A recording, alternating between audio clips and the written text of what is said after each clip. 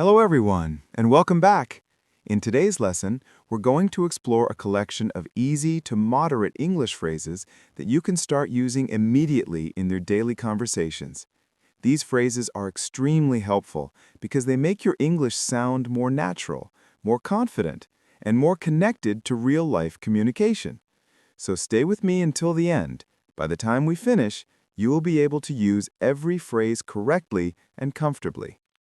Before we begin, let me quickly welcome you to English Learning School, the channel dedicated to helping you improve your English step by step. If you're new here, make sure to subscribe, like, and turn on the notification bell so you never miss a lesson. Let's dive right in. Number 1.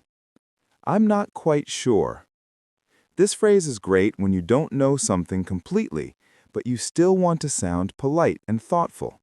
For example, I'm not quite sure where the meeting will be held, but I can check for you. Here, you're not saying, I don't know, which can sound a bit direct.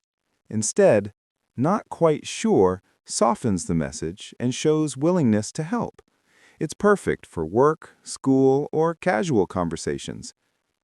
Number 2, it's up to you.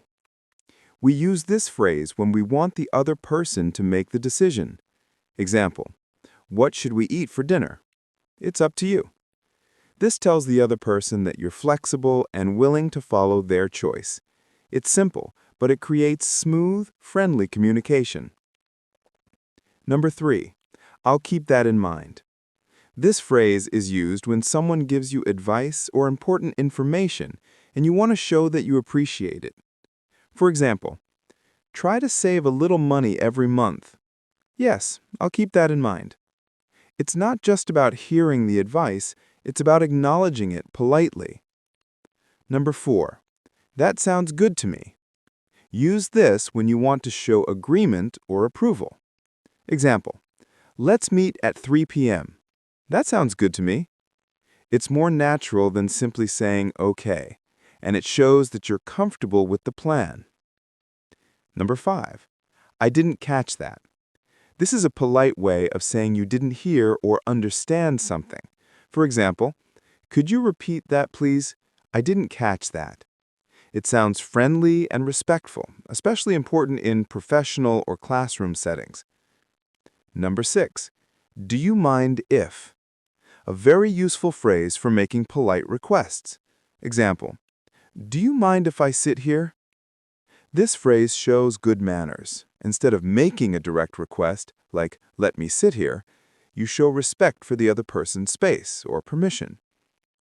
Number 7, I'm working on it. Use this when someone asks about progress on a task. Example, is the report ready? Not yet, I'm working on it. This phrase reassures the listener that you're not ignoring the task, you're actively handling it. Number 8, I'm not used to it yet. This phrase is helpful when you're adjusting to something new. For example, how do you like waking up early for work? I'm not used to it yet, but I'm getting better. It's a gentle way to communicate that you're still learning or adapting. Number 9, let me think about it.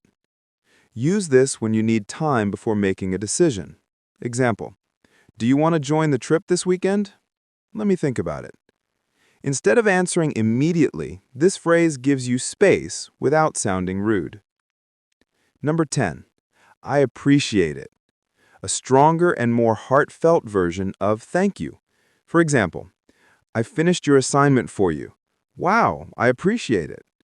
It expresses genuine gratitude in a simple and warm way. Number 11, I'll get back to you. Use this when you need more time before giving an answer. For example, can you confirm the schedule?